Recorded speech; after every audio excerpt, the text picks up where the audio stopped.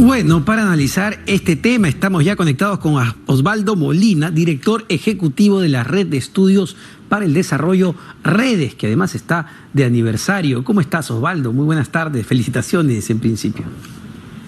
Muchas gracias, Omar. Estamos muy contentos con este primer año de redes, ¿no? Intentando comunicar la evidencia para generar un mayor debate y unas mejores políticas públicas. Bueno, y vamos a hacer el análisis de los mensajes, que es lo que tenemos hasta el momento en estos primeros meses de gobierno de Perú Libre, porque escuchamos un presidente de la República, incluso en el extranjero, en los Estados Unidos, reuniéndose con inversionistas de Estados Unidos, y escuchamos al ministro de Economía, Pedro Franque, ratificar una posición que esperemos sea la del gobierno, de no ir hacia una asamblea constituyente, de promover la inversión privada, de ratificar al doctor Julio Velarde. La pregunta es, ¿este mensaje es creíble para los agentes del mercado o todavía hay mucha incertidumbre? Porque de inmediato Pedro Franque dice, la Asamblea Constituyente no está en la agenda del gobierno, Vladimir Cerrón saca un tuit desautorizándolo, el premier dice otra cosa. ¿Cómo todo eso termina impactando en la credibilidad de los mensajes? Sí, mira, yo creo que lograr la estabilidad que necesitamos para promover la inversión no solo pasa por lo que se diga desde el AMPA, ¿no?, en el Ministerio de Economía, sino por lo que haga todo el gobierno en su conjunto. Y es precisamente las acciones que tú dices, ¿no?, los marchas y contramarchas, las que hacen que los inversionistas se preocupen. Y sobre eso, esto no es un comentario, ¿no?, o una especulación. Si uno mira las expectativas empresariales que son medidas por el Banco Central de Reserva, estas están en valores negativos, ¿no?, de pesimismo. El índice de expectativa de la economía a 3 meses, por ejemplo, hoy día está en 33,6. Hace un año estaba en 38,1 y en el 2019, en agosto del 2019, está en 45,2. El índice de expectativas a un año hoy día está en 43,48. En agosto de 2020 estaba en 57,9 y en agosto del 2019 53,39. Entonces, encontramos que las expectativas de los empresarios son pesimistas, ¿no? Claramente. ¿No? Ayer Credicor justamente mencionaba que son las peores expectativas por motivaciones locales, ¿no? Sí. Que normalmente se habían observado más bajas, pero por la pandemia o la crisis del 2008. Bueno, ya yo creo... No, por favor. Sí, Osvaldo, solo sobre ese punto, ¿no? Porque lo que escuchamos son muchas palabras, y esto hay que decirlo claramente. En los últimos días, muchos discursos, escuchamos o vemos poca acción. Pongo un ejemplo muy claro, que lo mencionaba el ministro Pedro Franque ayer en la entrevista con nuestro compañero Jaime Chincha. La presidencia del Banco Central de Reserva. Uno entendería que ante un ambiente de incertidumbre, pues es una decisión que tendría que ser relativamente fácil de tomar para el presidente de la República, es decir, ratificar al doctor Julio Velarde al frente del BCR y conformar un directorio técnico y adecuado para el actual contexto. Lo que no se entiende es que estamos 24 de septiembre y algo relativamente fácil de decidir no se decide. No, completamente de acuerdo. Mira, estamos en una circunstancia en donde los precios internacionales suben, el tipo de cambio sube, ¿no es cierto? Los precios, las amas de casa se encuentran con precios más altos. Necesitamos, pues, traer la tranquilidad en esos temas y lograr que Julio Velarde se mantenga en el Banco Central de Reserva. Y como tú dices, uno esperaría que puedan aparecer ya los nombres de los candidatos al directorio del Ejecutivo, ¿no? El problema que se suscita es que al no presentarse los nombres, ¿no?, la gente se puede, digamos, creo que de manera racional preguntar, ¿serán del tipo de los últimos nombramientos que ha hecho el gobierno, que no son técnicos, sino más bien más políticos? Porque claro, y yo entiendo por lo que dice Pedro Franque, el presidente ha invitado a Julio Velarde ha aceptado, pero se entiende que es en ciertas circunstancias, ¿no? Con un directorio que sea razonable, ¿no? Entonces, mientras no se resuelva ese tema, eso todavía va a estar pendiente, ¿no? Y acá yo me permito una interpretación, porque tuve la oportunidad, Osvaldo, de escuchar al doctor Velarde hace un par de semanas en el reporte de inflación, esta conferencia de prensa que dio para los medios especializados. Y él lo decía de alguna manera, ¿no? Si el directorio, pues, no está conformado por gente técnica, por gente con la que se pueda dialogar, él se va, ¿no? Y es lo que dejó entender al menos y ver cuáles son las repercusiones de eso. Por supuesto. Y se entiende que él diga eso, ¿no? Entonces estamos a la espera, ¿no? Y a la expectativa de lo que el gobierno haga en el nombramiento de del directorio y también el Congreso. Pero, claro, las dudas se suscitan porque el gobierno, cuando ha tenido que hacer nombramientos, no ha seguido, pues, no ha buscado perfiles técnicos, ¿no? Y eso es lo que preocupa. Ahora, otro mensaje que no sé cómo lo analizas es el que dio ayer el ministro de Economía, Pedro Franque, sobre el futuro del proyecto minero Tía María en Arequipa, un proyecto de más de 1.200, 400 millones de dólares, que es verdad también, no ha salido en los últimos años ni en la gestión de Sagasti, ni en la gestión de Vizcarra, ni de PPK, ni de Humala, ni de Alan García. Eso es una realidad, pero no sé si el hecho de decir de manera tan directa esto no es viable en estas circunstancias, si un mensaje positivo justamente para la inversión minera que queremos captar en los siguientes años. Sí, mira, ahí es fundamental la inversión minera, ¿no? Ya ayer Julio Velarde indicó que si la inversión minera no se daba, ¿no? Los datos de inversión del próximo año van a ser negativos.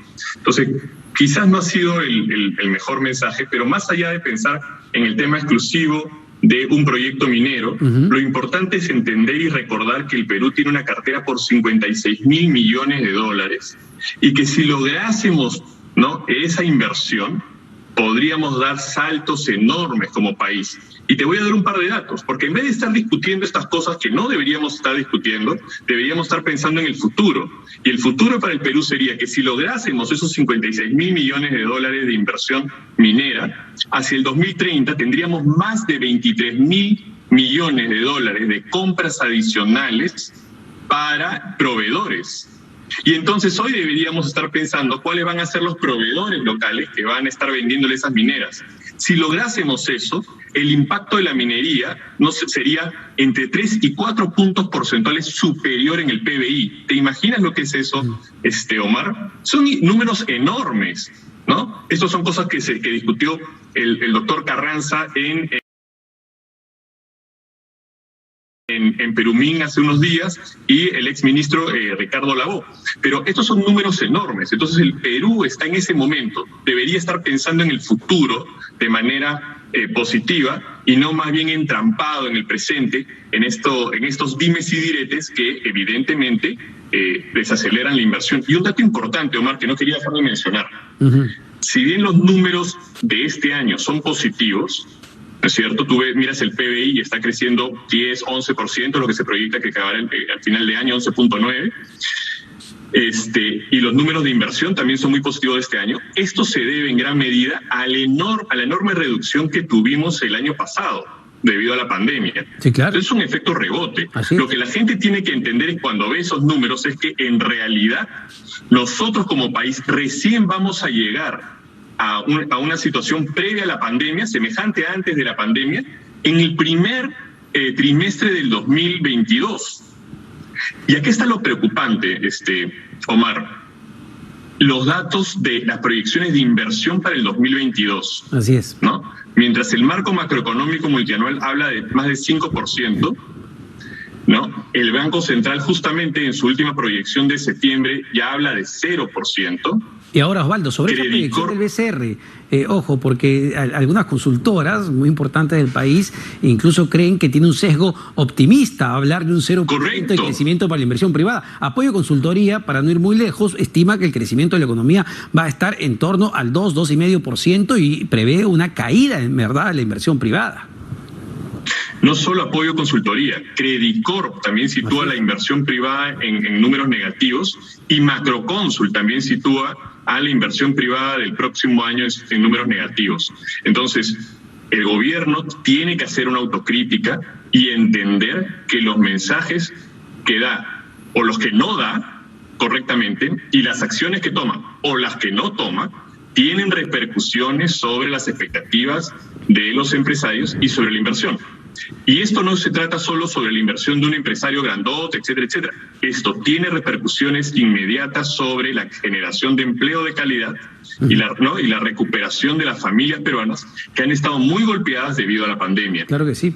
Ahora, una prueba de fuego, no sé si lo percibes así, Osvaldo, es lo que ha anunciado el ministro de Economía, que es el pedido de facultades al Congreso de la República, porque más allá del discurso, digamos, de la frase armada que le escuchamos al presidente de la República, Pedro Castillo, veremos hacia dónde va la política de gobierno, qué quieren cambiar, qué quieren hacer en materia económica y en otros rubros. Esto va a ser importante, justamente este análisis. ¿Qué van a plantearle al Congreso? ¿Para qué quieren pedir facultades? Es muy importante. Por ejemplo, sin ir muy lejos, en el caso de la minería que tú mencionabas hace un rato, queremos ver qué es lo que quieren ellos plantear en términos de tributación para la minería, ¿no? Porque también de eso depende la competitividad de ese sector. Entonces, es una prueba de fuego, como tú dices, esos proyectos que va a presentar el Ministerio de Economía. Lo has descrito muy bien, una buena prueba de fuego.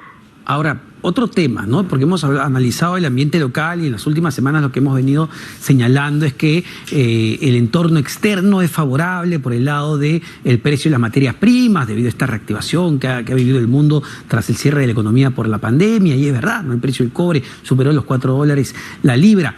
Pero hay un gran nubarrón en este momento y hay mucha preocupación de una eventual crisis inmobiliaria en la China, con lo que está pasando con esta empresa inmobiliaria Evergrande. Y a ver, para poner nada más en contexto a los que nos están viendo, y corrígeme por favor si me estoy equivocando, exagerando, la deuda de esta inmobiliaria china Evergrande, su tamaño de deuda es similar al Producto Bruto Interno de Sudáfrica. ¿Nos debemos preocupar de lo que está pasando en el gigante asiático? Sí, mira, no, sí, siempre el Perú es un país pequeño que siempre tiene que estar muy atento a lo que pase en el exterior, ¿no? Lamentablemente eso es así, ¿no? Y una crisis inmobiliaria en China podría traer serias repercusiones sobre las proyecciones de crecimiento de ese país y del mundo, ¿no es cierto? China es una economía muy, muy grande y eso evidentemente también tendrá repercusiones sobre nuestro país. Entonces, un país como Perú, que es un país relativamente chico en el mundo, tiene que estar pues muy atento a lo que pasa adentro, pero siempre con el ojillo mirando lo que pase afuera, ¿no? Podemos intervenir poco, es poco lo que podemos hacer, pero tenemos que estar atentos y sobre todo, que es una cosa que es importante, aprovechar las buenas circunstancias, ¿no es cierto? Por ejemplo, hoy día, como tú justo mencionabas, hay precios altos del cobre, deberíamos estar aprovechando esos precios altos del cobre, ¿no? Sin embargo, la inercia, ¿no? La inercia que hemos visto en las últimas semanas, la falta de toma de decisiones en puntos claves, el jaloneo ideológico que vemos en parte del gabinete que termina afectando lo económico, va a terminar y termina mellando en ese nivel de confianza y más allá de la confianza en la toma de decisiones de los agentes económicos, entendidos estos como empresas de todo tamaño y como trabajadores y consumidores. Sí, por supuesto, ¿no? Aquí lo que yo creo que es tremendo es que no se ha respetado la promoción de cuadros técnicos dentro del Estado, ¿no? Y eso es bastante claro. Y entonces yo me pregunto, ¿no? Hoy día, ¿no? El Estado peruano, a pesar de todos los esfuerzos, es bastante ineficiente, Omar, ¿no? No falta mucho. ¿Hace cuántos días San Juan del Lurigancho no tuvo agua? Así es. ¿No es cierto? ¿Por qué no se puede cerrar? Hoy día, por ejemplo, en el GORE, el presidente estaba hablando de que cómo era posible, ¿no?, que las familias en la selva no tuviesen agua y desagüe. Bueno, nosotros estamos muy por debajo en agua y alcantarillado de toda la región, ¿no? Y acá hay un dato que es tremendo, Omar, y eso lo señala Videnza Consultores, ¿no? Entre 2017 y 2019 se invirtió el 35% de lo necesario para cerrar toda la brecha de agua y saneamiento en el país. Pero desafortunadamente solo se ha tenido avances de 13% en agua y 8% en saneamiento. ¿Eso por qué es? Hay un cuello de botella aquí, llamado Estado, y los diferentes organismos que forman parte del agua y saneamiento en el Perú, pero eso es, imagínate, antes. Entonces mi preocupación es, ¿cómo va a ser esa realidad con los nuevos cuadros que están en el Estado hoy? Claro. Entonces, si uno quiere resolverle la vida a las personas, en concreto, si uno quiere que las familias más pobres no tengan que salir a buscar pues un camión cisterna para tener su agua, ¿no es cierto? Que es lo que eso no es lo que queremos para ningún peruano. Si queremos lograr eso, no es solo tener recursos, porque los hemos tenido, sino es importante ser capaces de poder administrarlos bien. Y en eso ha fallado el Estado, ha venido fallando el Estado, y los nombramientos que te digo no parecen mejorar la situación, sino más bien empeorarla, ¿no? Entonces yo me pregunto si esto no va a empeorar la vida de los más necesitados. Así es, Osvaldo. Muchísimas gracias, como siempre, por este análisis. Osvaldo Molina, director ejecutivo de la Red de Estudios para el Desarrollo Redes, que además está de aniversario. Un fuerte abrazo, como siempre, Osvaldo Molina.